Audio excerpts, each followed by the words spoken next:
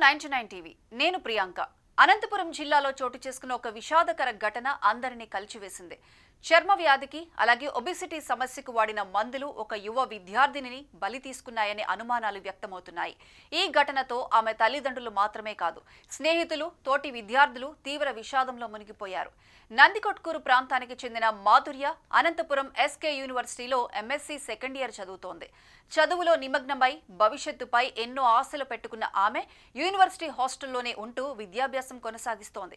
గత కొంతకాలంగా ఆమెకు చర్మ వ్యాధి ఉండటంతో వైద్య చికిత్స తీసుకుంటోంది. అదే సమయంలో ఒబెసిటీ సమస్య కారణంగా బరువు తగ్గేందుకు కూడా మందులు వాడుతున్నట్లు తెలుస్తోంది. ఈ క్రమంలో ఇటీవల మాధుర్యకు ఒక్కసారిగా ఫిట్స్ వచ్చాయి. హాస్టల్లో ఉన్న సిబ్బంది వెంటనే స్పందించి ఆమెను అనంతపురం ప్రభుత్వ ఆసుపత్రికి తరలించారు.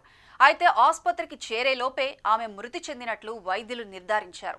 ఈ వార్త తెలిసిన వెంటనే యూనివర్సిటీ క్యాంపస్లో విషాద ఛాయలలుముకున్నాయి. వైద్యుల ప్రాథమిక అంచనా ప్రకారం చర్మ వ్యాధికి అలాగే ఒబెసిటీకి వాడుతున్న మందుల డోస్ ఎక్కువ కావడం వల్ల గుండె నొప్పి, ఫిట్స్ వచ్చి మృతి చెంది ఉండొచ్చని భావిస్తున్నారు. ఒకేసారి 2 రకాల చికిత్సలకు సంబంధించిన మందులు వాడటం, వాటి మోతాదు అధికంగా ఉండటం ఈ ప్రమాదానికి కారణమై ఉండవచ్చనే అనుమానాలు వ్యక్తమవుతున్నాయి. మాధుర్య ఆకస్మిక మరణంతో తోటి విద్యార్థులు కన్నీటి పర్యంతమవుతున్నారు. నిన్నటి వరకు తమతో కలిసి చదువుకున్న స్నేహితురాలు ఇలా హఠాత్తుగా దూరమవ్వటం వారిని తీవ్రంగా కలిచివేసింది. యూనివర్సిటీ హాస్టల్ పరిసరాలు శోకసంద్రంగా మారాయి. ఈ ఘటనపై పోలీసులు కేసు నమోదు చేసుకుని దర్యాప్తు ప్రారంభించారు. మాధుర్య చర్మ వ్యాధికి ఎక్కడ చికిత్స తీసుకుంటోంది, ఒబెసిటీకి ఏ మందులు వాడుతోంది, ఆ మందుల కాంబినేషన్ ఏదైనా ప్రమాదకరంగా మారిందా అనే అంశాలపై పోలీసులు వివరాలు సేకరిస్తున్నారు.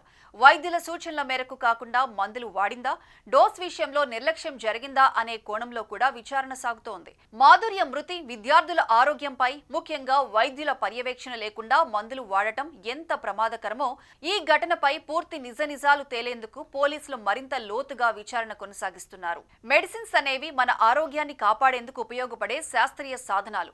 కానీ అవే మందులు అవసరానికి మించి డాక్టర్ చెప్పిన మోతాదును దాటి వాడితే తీవ్రమైన దుష్పరిణామాలు కలిగించే ప్రమాదం ఉంది.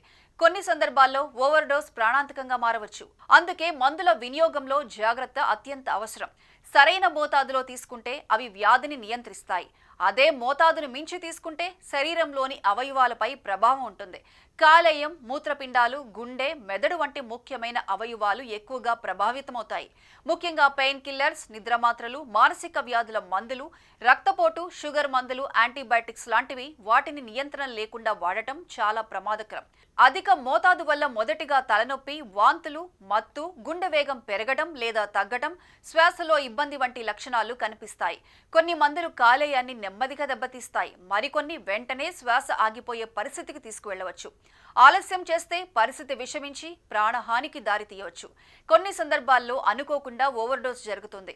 ఒకే మందును వేర్వేరు పేర్లతో తీసుకోవడం, ఒక మోతాదు మర్చిపోయానేమో అని మళ్లీ తీసుకోవడం వల్ల ప్రమాదం పెరుగుతుంది. పిల్లలు, వృద్ధుల్లో ఇది మరింత తీవ్రమైన సమస్యగా మారుతుంది. ఈ ప్రమాదాలను నివారించడానికి కొన్ని జాగ్రత్తలు అవసరం.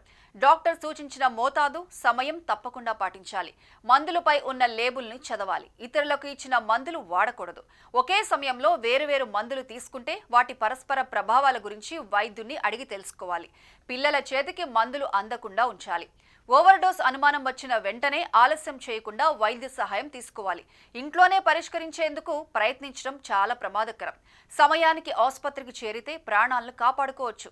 ముఖ్యంగా చెప్పాల్సింది ఏమిటంటే మందులు సమస్యలకు పరిష్కారం ఇవ్వడానికి ఉన్నవి, సమస్యలు పెంచడానికి కాదు. అవగాహన, జాగ్రత్త, వైద్యుల సలహా ఇవే మందుల వినియోగంలో మనకు రక్షణ కవచం.